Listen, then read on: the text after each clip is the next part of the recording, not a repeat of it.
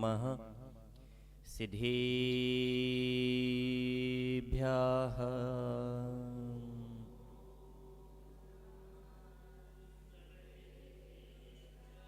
ॐ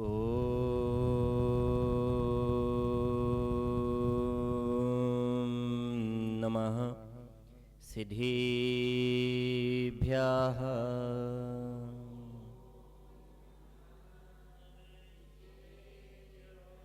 ॐ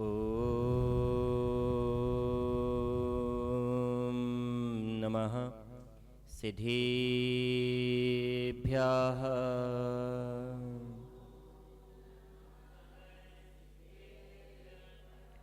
मोक्षमार्गस्य नेतारं वेत्तारं कर्मव्रतां ज्ञातारं विश्वतत्त्वानां वन्दे तद्गुणलब्धये। तुभ्यं नमोऽस्तु भवसागरे तारिणाय। तुभ्यं नमोऽस्तु भवदुःखनिवारिणाय। अध्यात्मे मूर्ति गुरुदेव नमोऽस्तु तुभ्यम्। आचार्यवर्य सुविशुद्ध नमोऽस्तु तुभ्यं। नमो अरहन्ताणं नमो सिद्धाणं नमो आयर्याणं नमो वज्रायाणं नमो लोय सव्यसाहुणम्। अनंतानंत परम सिद्ध भगवान की, आदिम तीर्थेश 1080 आदिनाथ भगवान की जय। 1080 नेमिनाथ भगवान की जय। अंतिम तीर्थेश वर्तमान शासन 1080 वर्धमान स्वामी की जय। आचार्य भगवान कुंद स्वामी की जय। वात्सल्य देवाकर आचार्य भगवान विमल सागर जी मामनी राज की जय। आचार्य भगवान विद्यासागर जी मामनी राज की जय। गणाचार्य श्री विराग सागर जी मामनी राज की जय। अध्यात्म योगी चर्या शिवणी गुरुवर आचार्य भगवान विशुद्ध सागर जी मामनी राज की जय। मुनिषी अनुपम सागर जी महाराज आदि 3 कमना कोटि मामनी राजों की जय। द्वादशांग जिनवाणी माता की जय। बोले चंद्र सागर जी महाराज की जय। नमोस्तु महाराज, नमोस्तु महाराज। परम भट्टारक अरहत परमेश्वर श्री जिनेश्वर देव ने अपने कैवल्य ज्ञान के आलोक में वस्तु के यथार्थ स्वरूप को जैसा देखा, जैसा जाना, ठीक वैसा का वैसा ही जगती के प्राणी मात्र के लिए प्रदान किया। वस्तु के वस्तुत को उद्घाटित करने वाला अनेकांतमय स्यादवाद शासन नमोस्तु शासन जयवंत हो। जयवंत हो वीतराग श्रवण संस्कृति। जयवंत हो माँ वागीश्वरी। हम सभी आचार्य भगवान गुरुवर विशुद्ध सागर जी महामनी राज द्वारा रचित इस सम्यक नीति काव्य को समझ रहे हैं, जिसमें आचार्य भगवान यशोगान इस शीर्षक के माध्यम से हमें समझा रहे हैं कि विश्व में सम्मान, बहुमान, सत्कार, पुरस्कार जो है यह किसे प्राप्त होता है, कौन उसे प्राप्त करने का अधिकारी है। तो आचार्य भगवान कहते हैं गुण संपन्न, विनयशील, बलवान, धनिक, अनुशासित पुण्यात्मा लोक में सर्वत्र प्राप्त करते सम्मान, बहुमान, आदर, सत्कार, पुरस्कार। कि कौन प्राप्त करते हैं? तो जो गुण संपन्न है, जो गुणों के भंडार हैं, जो गुणाकर हैं, वे सर्वत्र सम्मान प्राप्त करते हैं। कहा भी जाता है कि धनवान का हर जगह सम्मान हो या ना हो, धनवान का हर जगह सम्मान हो या ना हो, लेकिन विद्वान का सर्वत्र सम्मान होता है। क्यों? क्योंकि उसने अपने अंदर वह गुण प्रकट किए, विद्वत्ता प्राप्त की है। तो विद्वत्ता जो उसने प्राप्त की है उसका सम्मान अवश्य होता है।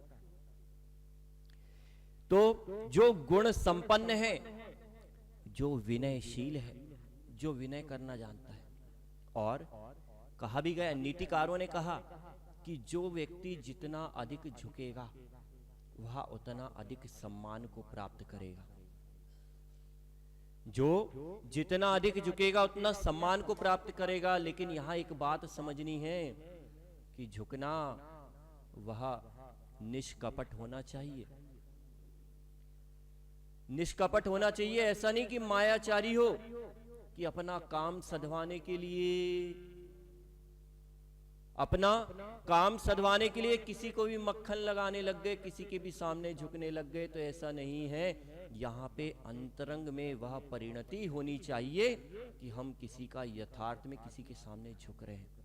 क्योंकि जहां जहां आर्जव भाव का अभाव होगा, जहां ऋजुता नहीं होगी, वहां पे आप झुक तो सकते हो, मायाचारी करके कुछ समय के लिए सम्मान पा सकते हो, लेकिन अधिक समय तक उसे बनाए नहीं रख पाओगे। कभी ना कभी तो प्रकट हो ही जाएगा। इसलिए विनयशील, विनय करना आना चाहिए। जो जितनी अधिक विनय करेगा वह उतना ही सम्मान प्राप्त करेगा। यदि यदि कोई अकड़ के बात करे किसी से, कोई किसी से अकड़ के बात करे, तो क्या सम्मान को प्राप्त कर सकता है? क्या नहीं कर सकता। वही बात कहने का तरीका है। उसी बात को एक व्यक्ति प्रेम से कह रहा है, विनय पूर्वक कह रहा है, और एक व्यक्ति क्या कह रहा है, बहुत कठोर शब्दों में कह रहा है, अथवा अकड़ के कह रहा है। तो जो प्रेम पूर्वक कहता है उसकी बात सभी स्वीकार कर लेते हैं, लेकिन जो अकड़ के कहता है उसकी बात कोई स्वीकार नहीं करता, भले ही उसकी बात में 100% दम हो, 100% दम हो। और जो विनय के साथ कह रहा, हो सकता है कि उसकी बात में इतनी दम नहीं भी हो, लेकिन प्रेम पूर्वक, विनय पूर्वक कही गई बात हृदय में अंतरंग तक, दिल की गहराइयों तक पहुंचती है। इसलिए व्यक्ति उसे जल्दी समझ जाता है और उसे स्वीकार करता है। तो विनयशील, फिर कहा बलवान, कि बलवान जो होता है उसका भी सम्मान होता है, वह भी सम्मान को प्राप्त करता है। तो हमने समझा था मति बल, मति ज्ञान से संपन्न हो सकता है, वो भी बलवान है। जिसके पास मति है, जो शारीरिक रूप से है अथवा जो आयु रूप से है। क्योंकि जब बाल के बारे में कहा, जब न्याय दीपिका में कहा, तो 3 प्रकार के बाल बताए, मति बाल, ज्ञान बाल और आयु बाल। 3 प्रकार के बाल। जब 3 प्रकार के बाल हो सकते तो 3 प्रकार के बलवान भी हो सकते। 3 प्रकार के जब बाल हैं तो 3 प्रकार के बलवान भी हो गए, कि जो मति से बलवान है, जो आयु से बलवान है, और जो ज्ञान से बलवान है। तो यहां समझना है, तो बलवान व्यक्ति का सम्मान होता है। फिर कह रहे आगे धनिक, हम कल समझ रहे थे, धनिक की बात चल रही थी कि जिसके पास धन होता है उसका सर्वत्र सम्मान होता है। कल भी समझा था, बाप बड़ा ना भैया, सबसे बड़ा रुपया। आज यदि सबसे ज्यादा पूछ परख किसी की हो रही है तो धन वालों की हो रही है, धन वालों की हो रही है। जहां देखो वहां, चाहे वे सामाजिक स्तर पे कहो, चाहे राजनीतिक स्तर पे कहो, चाहे धार्मिक स्तर पे कहो, सब जगह सम्मान किसका है? जिसके पास धन है उसे सब कोई पूछ रहा है, लेकिन जिसके पास धन नहीं उसको कोई नहीं पूछ रहा है। कहा भी गया है कि यदि गृहस्थ है उसके पास कौड़ी नहीं तो वो कौड़ी का नहीं, और यदि साधु के पास कौड़ी है तो वो कौड़ी का नहीं। यदि गृहस्थ के पास कौड़ी नहीं तो वो कौड़ी का नहीं, और साधु के पास कौड़ी है तो वो कौड़ी का नहीं। बस यही बात है। धन संपत्ति बहुत महत्वपूर्ण है। धन व्यक्ति को मान सम्मान प्राप्त कराता है। लेकिन एक बात समझना इसे अनेकांत दृष्टि से, क्योंकि कल भी हमने बताया था कि धन जरूर है, लेकिन धन से आप सम्मान प्राप्त कर सकते हो, लेकिन धन आज है कल रहेगा भरोसा नहीं है। कल रहेगा इसका कोई भरोसा नहीं। हमने कहा था कि हम एक आपको एक सत्य घटना के माध्यम से सुनाएंगे, एक सत्य घटना बताएंगे। एक बहुत बड़ा अमेरिका का एक धनवान व्यक्ति हुआ करता था। अमेरिका में एक बहुत धनवान व्यक्ति हुआ, उसका नाम था एंड्रू कार्नेगी। बहुत धन कमाया उसने अपने जीवन में, उसने अपने जीवन में बहुत धन कमाया। कई फैक्ट्रियों का मालिक था, ऑफिस वगैरह कई ऑफिस थे, बहुत पैसा कमाया उसने। और इतना ही नहीं, इतना भूत सवार था धन कमाने का कि कोई समय नहीं देखता था। यदि ऑफिस खुलने का समय 8 बजे का था तो वो 5 बजे 6 बजे से पहुंच के बैठ जाता था। 5 बजे 6 बजे से पहुंच के बैठ जाता था ऑफिस में। और शाम को जब सब कर्मचारी 5 बजे 6 बजे चले जाते थे, वो 8-8 9-9 बजे तक ऑफिस में बैठा करता था। बस धन धन धन धन, इसके अलावा कुछ नहीं। ऐसी उसकी प्रतिदिन की दिनचर्या थी, प्रतिदिन ऐसे किया करता था। और जब भी विचार करता तो मात्र यही सोचा करता था कि मुझे और धन कमाना है, और धन कमाना है, कैसे और कमाऊं, कैसे और कमाऊं। उसके मस्तिष्क में मात्र यही गूंजता रहता था, मात्र यही गूंजता रहता था। और एक बार क्या हुआ, एक बार ये स्थिति निर्मित हुई। कहते ना कि आयु कर्म जो है, जो आयु कर्म है ये बहुत बलवान है, इसका भरोसा नहीं कब चला जाए, कब चला जाए, यमराज कब आपके प्राण हरण कर जाए, भरोसा नहीं है।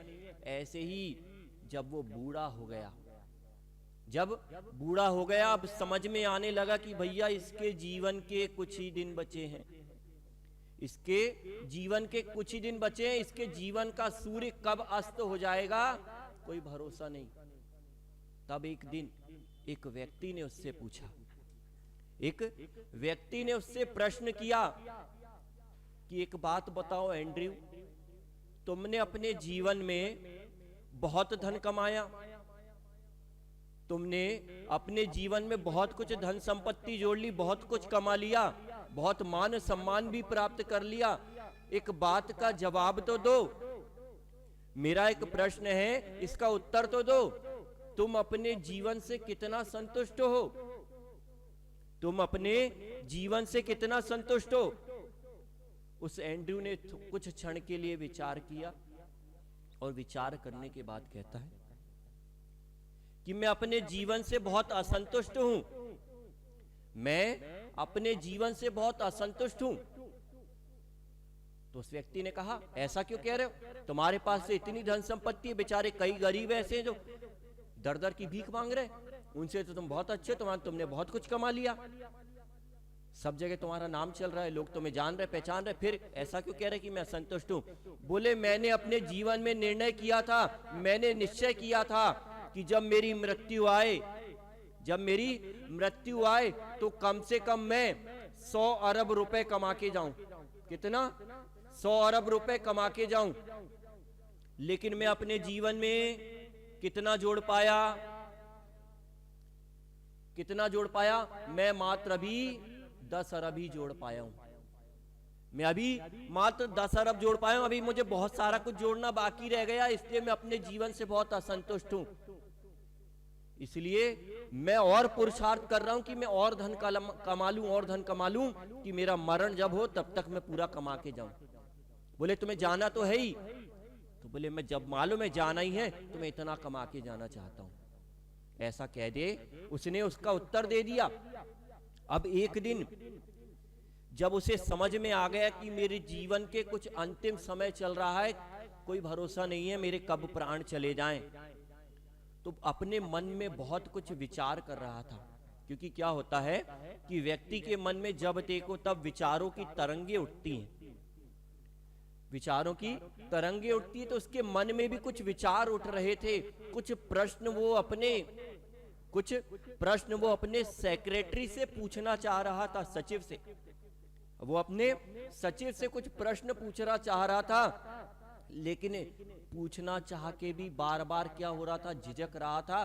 पूछने का अंदर सोचता, लेकिन फिर झिझक आती, नहीं पूछ पाता। ऐसा करते करते कई दिन निकल गए, लेकिन एक दिन जैसे तैसे उसने हिम्मत जुटा के अपने सेक्रेटरी से एक प्रश्न पूछा। उसने अपने सचिव से कहा कि मुझे तुमसे एक प्रश्न पूछना है, मेरे प्रश्न का सही सही उत्तर देना। मुझसे मायाचारी नहीं करना, छल नहीं करना, सही सही बताना। मेरा एक प्रश्न है, वह ये है कि यदि तुम्हें भगवान ये अवसर प्रदान करे, यदि तुम्हें भगवान ये वरदान दे कि तुम कल भविष्य में जब जन्म लो तो तुम एंड्रयू कार्नेगी बनना चाहोगे या उसका सचिव बनना चाहोगे? तुम कैसा जीवन जीना चाहोगे? उसने अपने सचिव से पूछा। उसके सचिव ने थोड़ा विचार करने के बाद सोचता तो, चाहता तो असत्य बोल सकता था, लेकिन नहीं, उसने जैसे तैसे निडरता पूर्वक, निर्भयता पूर्वक उसने सत्य ही कहा। उसने कहा, सर महोदय, मैं जो हूं, मैं एंड्रयू कार्नेगी कभी नहीं बनना चाहूंगा, मैं कभी नहीं बनना चाहूंगा। वो चौंक गया उसका उत्तर सुनने के बाद। बोले, क्या कह रहे हो तुम? एक बार फिर विचार कर लो, होश में तो हो, कुछ गलत तो नहीं कह रहे? बोले, नहीं, मैं बिल्कुल सत्य कह रहा हूं। भगवान यदि मुझे वरदान देना चाहेगा तो मैं उससे वरदान में यही मांगूंगा कि मुझे एंड्रयू कार्नेगी का सचिव ही बनाए, भले ही मुझे प्रतिदिन 100 रुपए का वेतन क्यों ना मिले, लेकिन मुझे एंड्रयू कार्नेगी कभी नहीं बनना। मैं भगवान से यही वरदान मांगूंगा। बोले, क्यों ऐसा कह रहे हो? ऐसा क्यों कह रहे हो? क्या बात है? बोले, सर, मुझे आपके साथ काम करते करते बहुत समय हो गया। 30 वर्षों से आपके साथ मैं काम कर रहा हूं। मैं पिछले 30 वर्षों से आपके साथ काम कर रहा हूं, और पिछले 30 वर्षों में मैंने आपके जीवन को बहुत अच्छे से निहारा है। मैंने बहुत अच्छे से परीक्षा की, अवलोकन किया है आपके जीवन का, और उसका परीक्षण करने के बाद, अवलोकन करने के बाद मैं इस निष्कर्ष पे पहुंचा हूं कि आपने अपने जीवन में सुख और शांति की एक सांस भी नहीं ली है। आपने अपने जीवन में सुख शांति की एक सांस भी नहीं ली है। ऐसा जीवन भला किस काम का? मान सम्मान भले ही मिल रहा है, लेकिन सुख शांति का एक क्षण भी यदि आपके जीवन में नहीं आ रहा, तो इतनी धन संपत्ति, इतनी दौलत, ये किस काम की है? ये कुछ नहीं है। तुमने कमाई जरूर है, लेकिन छोड़ के वापस यहीं इस धरती पे ही तुम्हें जानी पड़ेगी। कम से कम सुख शांति कमा लेते तो तुम्हारी आत्मा को कुछ राहत मिलती। लेकिन तुमने क्या किया? तुमने पूरा का पूरा अपना जीवन मात्र धन कमाने में लगा दिया। ना तुमने घर देखा, ना परिवार देखा, तुमने कोई संबंध नहीं देखे, तुमने कुछ नहीं देखा। तुमने मात्र मात्र मात्र धन संपत्ति को प्राथमिकता दी, और यही परिणाम है कि आज तुम्हारे मित्रों की श्रेणी में कोई दूर तक नहीं दिखाई दे रहा है। जितने तुमसे जुड़े हुए हैं वे मात्र तुम्हारे धन को देख के जुड़े हैं। जिस दिन तुम्हारा धन चला जाएगा, उस दिन तुम्हारे मित्र भी तुमसे दूर हो जाएंगे, लेकिन सत्य में तुम्हारा साथ देने वाला कोई नहीं है। इसलिए क्यों समझना है? क्योंकि आचार्य भगवान कह रहे धनवान का सम्मान होता है, तो हमें ये बात समझना है कि धनवान का सम्मान अवश्य होता है, लेकिन उस सम्मान में कभी ये मत भूल जाना कि धन से तुम, हमने कल भी बताया था कि धन से तुम सुख सुविधाएं तो प्राप्त कर सकते हो, धन से तुम सुख सुविधाएं तो प्राप्त कर सकते हो, अच्छे अच्छे पलंग खरीद सकते हो, बिस्तर खरीद सकते हो, लेकिन तुम नींद नहीं लेके आ सकते हो, तुम नींद नहीं ला सकते हो। इतना ही नहीं, अंतिम क्षण तुम्हारे प्राण जा रहे हो तब तुम कितना ही धन खर्च कर लेना, वो यमराज के पास किसी की रिश्वत भी नहीं चलती है।